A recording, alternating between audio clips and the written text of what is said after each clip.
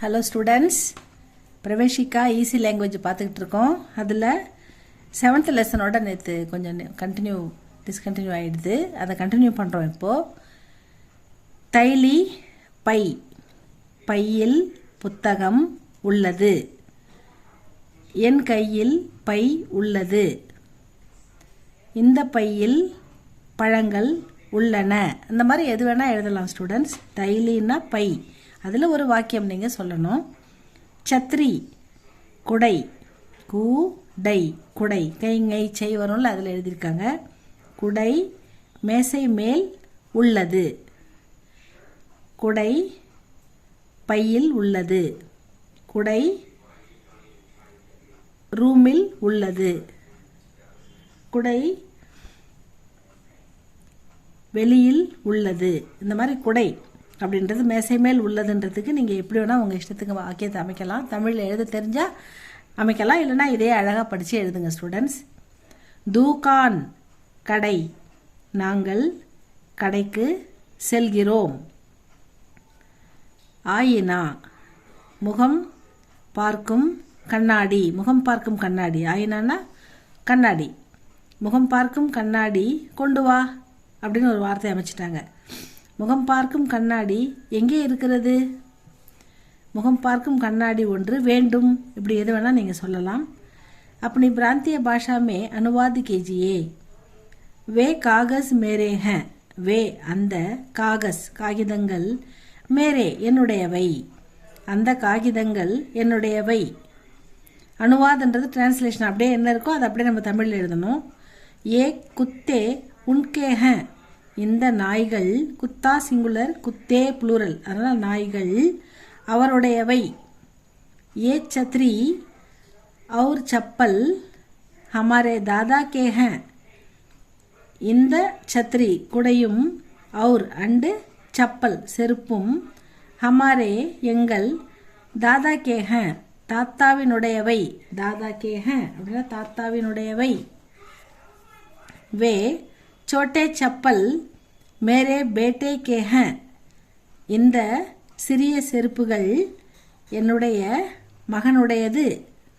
அந்த சிறிய செருப்புகள் என் மகனுடையவை.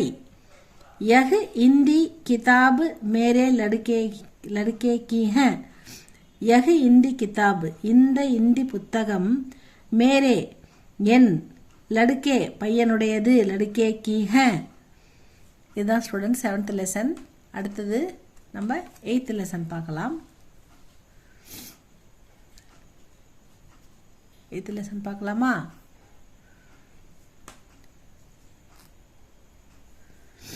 पाठ 8, पाठम 8.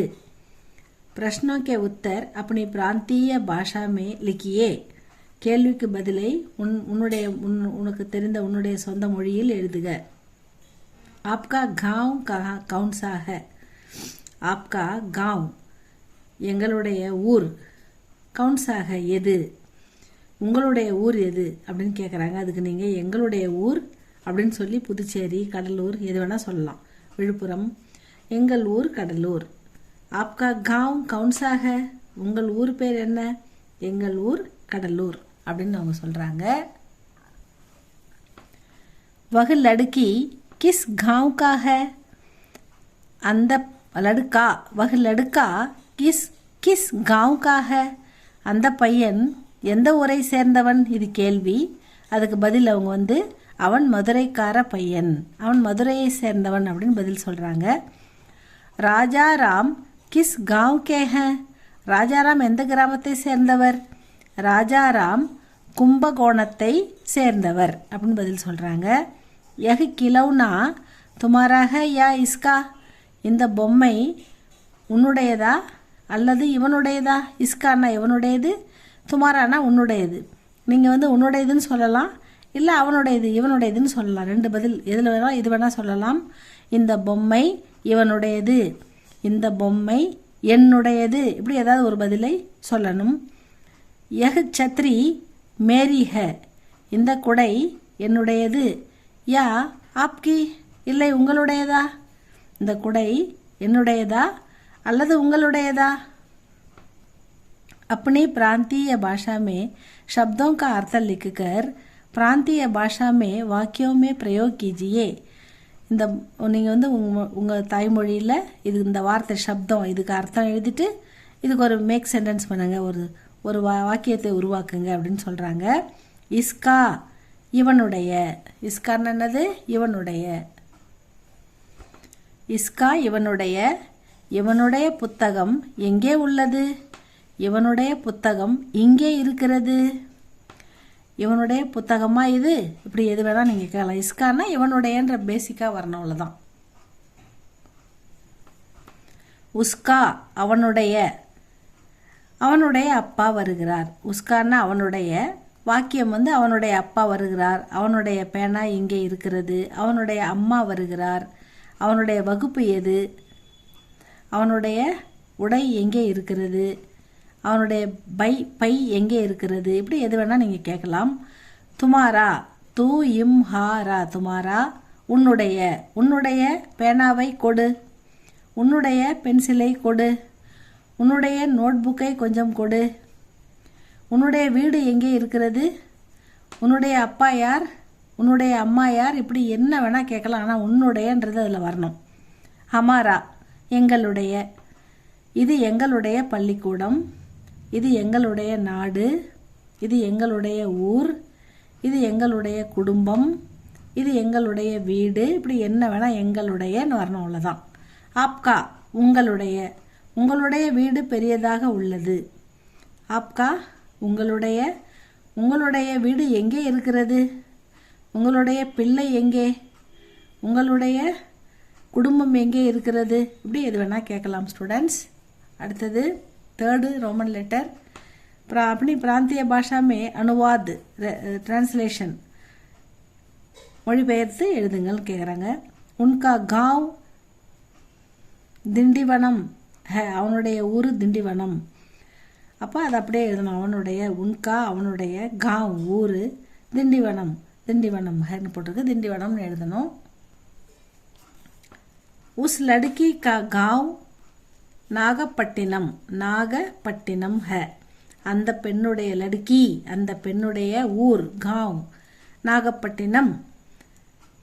கமலா தேவி கா गांव वृद्धाचलम है, वृद्धाचलम वृद्धाचलम है.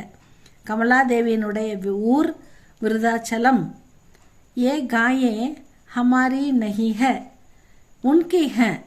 இந்த பசுக்கள், காய் சிங்குலர், காயே புளூரல், அதனால் பசுக்கள் அப்படின்னு போடணும். ஏன்னா இந்த பசுக்கள் ஹமாரி நஹி ஹே எங்களுடையவை அல்ல, அவர்களுடையவை.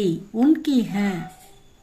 வஹ் தைலி உஸ்கி, ஸ்திரீன்றதால உஸ்கி வருது. இங்கே மஸ்குலின், இங்கே வந்து புருஷ் வந்தாக்கா உஸ்கா வரும். வஹ் தைலி உஸ்கி நஹி ஹே, அந்த பை அவளுடையதல்ல, நஹி. உன்கி ஹே அவருடையது அப்படின்னு சொல்கிறாங்க. உஸ்கி என்ன இந்த இடத்துல ஸ்திரீயை குறிக்குது, உன்கின்றது ஆணை குறிக்குது. அதான் கொடுத்துருக்காங்க. அடுத்தது 9th லெசன் பாடம் 9. वழக்கம் போல் प्रश्नों का उत्तर अपनी प्रांतीय भाषा में लिखिए. वह कितना है, कितना அது எத்தனை அப்படின்னு கேட்டால் அது என்ன சொல்கிறாங்க, அது 1, அது 10, அது 15, இப்படி ஏதோ ஒரு கிணத்தி நம்பரை சொல்லணும். வகு கித்தனாக அது எத்தனை, அது 1. வே கித்தனை பைசே ஹே, அவை எத்தனை காசுகள், அவை 50 காசுகள். ஆப்கி உம்ர கியா ஹே, உன்னுடைய வயது என்ன, உங்களுடைய வயது என்ன. ஆப்கி ஆனால் கொஞ்சம் ரெஸ்பெக்டாக சொல்லணும். தும்னா நீ அல்லது உனக்கு, உன்னைன்னு சொல்லலாம். ஆப்கா ஆப்கே ஆப்கின்றது உங்களுடைய, அப்படின்னு சொல்லணும். அதனால் உம்ரன்னா வயது, क्या है என் வயது 20. तुम्हारे छोटे भाई की उम्र क्या है, உன்னுடைய தம்பியின் வயது என்ன, என் தம்பியின் வயது 15. ராதா की उम्र क्या है, ராதாவின் வயது எனக்கு தெரியாது. अपनी प्रांतीय भाषा में शब्दों का अर्थ लिखकर प्रांतीय भाषा में वाक्यों में प्रयोग कीजिए. कितने எத்தனை, இன்று எத்தனை பேர் வருகிறார்கள், இந்த கூடையில் எத்தனை பழங்கள் இருக்கின்றன, எத்தனை, எத்தனைன்னு கேட்கணும், அவ்வளோதான். எத்தனை மாணவர்கள் வந்துள்ளார்கள்? இந்த இந்த இந்த அறையில் எத்தனை பேர் உட்காரலாம்? இந்த மாதிரி எத்தனை அப்படின்னு நீங்கள் எது வேணால் கேட்கலாம். கித்தனே எத்தனை. தாம் விலை. இந்த புத்தகத்தின் விலை மறைச்சிச்சா? இந்த புத்தக தாம்னா விலை, மேலே வந்து கித்தனைன்னா எத்தனை. இன்று எத்தனை பேர் வருகிறார்கள்? தாம் விலை. இந்த புத்தகத்தின் விலை என்ன? இந்த புத்தகத்தின் விலை 20 ரூபாய். எப்படி எது வேணால் நீங்கள் அழகாக கொடுக்கலாம். உம்ர வயது. சீதாவின் வயது 10. உன்னுடைய வயது என்ன? எத்தனை? அந்த மாதிரி வயது அப்படின்றது கேட்கலாம். இந்த குழந்தையின் வயது என்ன? உம்ரனா வயது. சீதாவின் வயது 10. சால் ஆண்டு.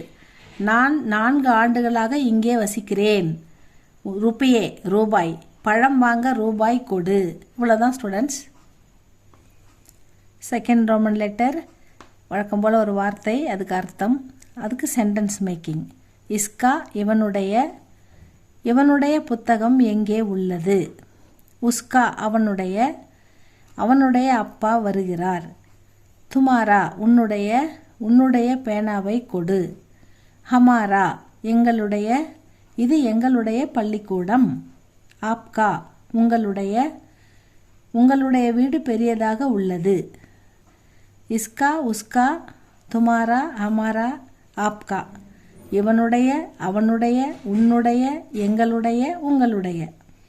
அவ்வளோதான் ஸ்டூडेंट्स. अपनी प्रांतीय भाषा में अनुवाद ट्रांसलेशन. उनका गांव दिंडीवनम है. அவனுடைய ஊர் திண்டிவனம். उस लड़की का गांव नागपट्टिनम है. அந்த பெண்ணுடைய ஊர் நாகப்பட்டினம். कमला देवी का गांव விருதாச்சலம் है. விருதாச்சலம். கமலா தேவியினுடைய ஊர் விருத்தாச்சலம். ये गायें हमारी नहीं है उनकी है. இந்த பசுக்கள் எங்களுடையவை அல்ல, அவர்களுடையவை. வஹ் தைலி உஸ்கி ஸ்திரீ நஹி है உன்கி है. அந்த பை அவளுடையதல்ல, அவருடையது. இது 8 பாடம் முடிஞ்சிருக்கு ஸ்டூடெண்ட்ஸ். 9th லெசன் வந்து நம்ம நாளைக்கு பார்க்கலாம். தேங்க்யூ ஃபார் வாட்சிங். சப்ஸ்கிரைப் பண்ணுங்கள், லைக் பண்ணுங்கள் ஸ்டூடெண்ட்ஸ் உங்களுக்கு பிடிச்சிருந்ததுன்னா வீடியோ. தேங்க்யூ ஃபார் வாட்சிங் ஸ்டூடெண்ட்ஸ்.